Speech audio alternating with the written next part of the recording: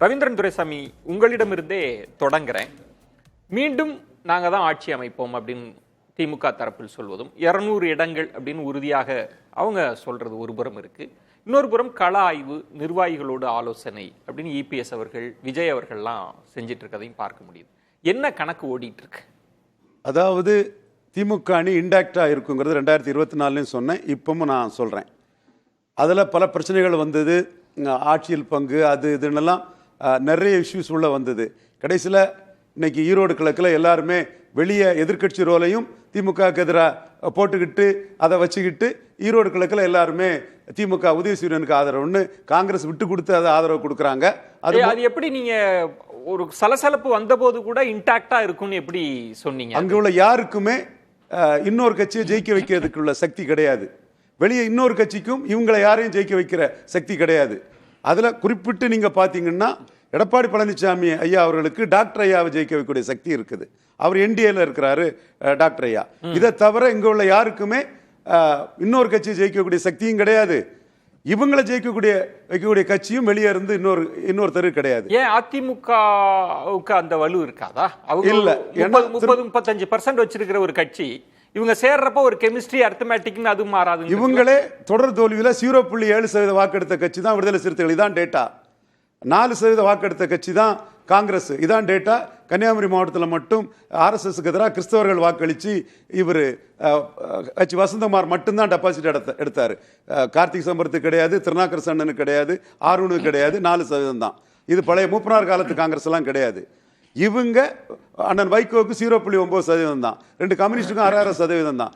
ஏன் திமுகவுக்கே 25 சம்திங் தான். சரி, அவங்களும் ஆர்கே நகரில் டெபாசிட் இழந்தவங்க தான். தோத்து போனவங்க ஒரு காம்பினேஷன் கெமிஸ்ட்ரியில வெற்றி பெற்று இருக்கிறாங்க. யாரால வெற்றி பெற்றோன்னு யாருக்கும். சரி, இப்போ இந்த இடத்துல கெமிஸ்ட்ரி இருக்கு, இவங்க இந்த கூட்டணி உடையாது, விட்டுட்டு வரமாட்டாங்க அப்படின்றது உங்க பார்வையா இருந்தா, இப்ப இபிஎஸ் அவர்களோட கணக்கு என்ன, விஜய் அவர்களோட கணக்கு என்ன? அவங்க இப்ப ஆலோசனை நடத்துறாங்க, ஸ்ட்ராட்டஜி வகுக்கிறாங்கல்ல. இபிஎஸ் விக்கிரவாண்டியில களத்தை விட்டு போனது தவறு. 35% வாக்கு இருந்ததும் இங்க ஈரோடு கிழக்குலையும் களத்தை விட்டு போனது தவறு. அது சீமானால 26ல் இபிஎஸ்க்கு பாதிப்பு இருக்குது. 26ல் அதை பார்த்துக்கிடுங்க. ஏன்னா மக்கள் மக்களோட நிற்கிறானா, மக்களில் ஒருத்தனா நிற்கிறானா, மக்களுக்காக நிற்கிறானா, களத்தில் நிற்கிறானான்னு பார்ப்பாங்க. அந்த பாதிப்பு என்டிஏக்கு இருக்கு. இங்க விக்கிரவாண்டியில பெரிய அளவுக்கு ஹீரோவான அண்ணாமலை டாக்டர் ஐயாவுக்கு கேண்டிடேட்டையே அனௌன்ஸ் பண்ணி 30% வாக்கு எடுத்த அண்ணாமலை இங்கே கேண்டிடேட் விட முடியாதது. அண்ணாமலை நான் சொல்ல விரும்பல, என்டிஏ கேண்டிடேட் விட முடியாதது ஒரு பலகீனம் தான். ஸோ எடப்பாடி பழனிசாமியை பொறுத்தவரையில் அன்னைக்கு ஜெயலலிதா அம்மையார் பாய்காட் பண்ணாங்கன்னா அவங்க 13 சீட் எடுத்தாங்க. அவங்க 37% வாக்கு எடுத்தாங்க.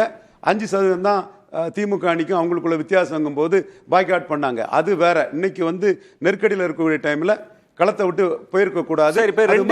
ஆகுது. இது இப்ப 2 பேருக்குமே ஒரு பின்னடைவு அப்படின்னா இப்ப என்ன வியூகம் வகுப்பாங்க? இப்ப அதிமுகன்ற பெருங்கட்சி அவங்க வியூகம் வகுப்பாங்க. விஜய் புதிய கட்சி, புதிய வரவா வரார், அவரு வியூகம் வகுக்கிறார். என்ன கணக்கு இவங்களுக்கு எல்லாம் இருக்கும்? எடப்பாடி பலம் நிரூபித்த தலைவர் 20% எடுத்திருக்கிறாரு. அவருக்கு கான்செப்ட் என்னன்னா பாஜக மைனஸ், பாஜக கூட போனா 18% கிறிஸ்டின் முஸ்லிம்ஸ் வாக்களிக்க மாட்டாங்க. நான் ஏற்கனவே தொடர்ந்து சொல்லிட்டு இருக்கிறேன், அவர் ஒரு பெரும்பான்மை தமிழ் சமூகத்தை சார்ந்தவர், மோடி கிட்ட சரண்டர் ஆக மாட்டாருங்கிற கருத்தை பதிவு பண்ணிட்டு இருக்கேன். அவர் இன்னைக்கும் ஜெயக்குமாரை வச்சு 29லையும் கூட்டணி கிடையாதுன்னு அடிச்சிட்டாரு.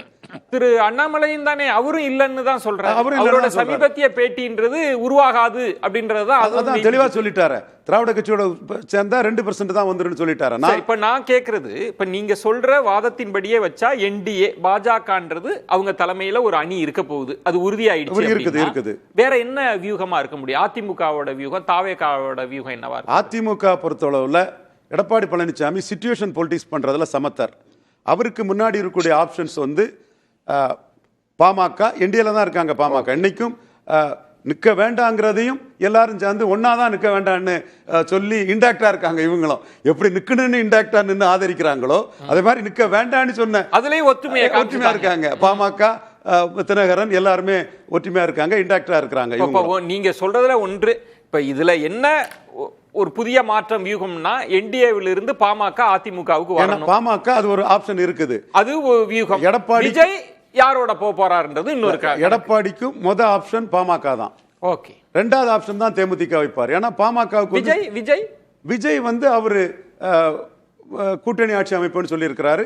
இதுவரை அவர்கிட்ட மந்திரி பதவி வாங்குறதுக்கு டாக்டர் கிருஷ்ணசாமி உட்பட யாரும் வரல. அடுத்தால ஏதாவது ஒரு மாநாடு நடத்தி யாரும் மந்திரி பதவி அவர்கிட்ட வாங்க வரல. சரி, அவர் தான் முதல்வருங்கிறாரு. யாரெல்லாம் மந்திரி பதவி வாங்க வராங்கிறத நாம பொறுத்திருந்து தான் பார்க்கணும். இதுதான் விஜய்க்கு நிலைமை.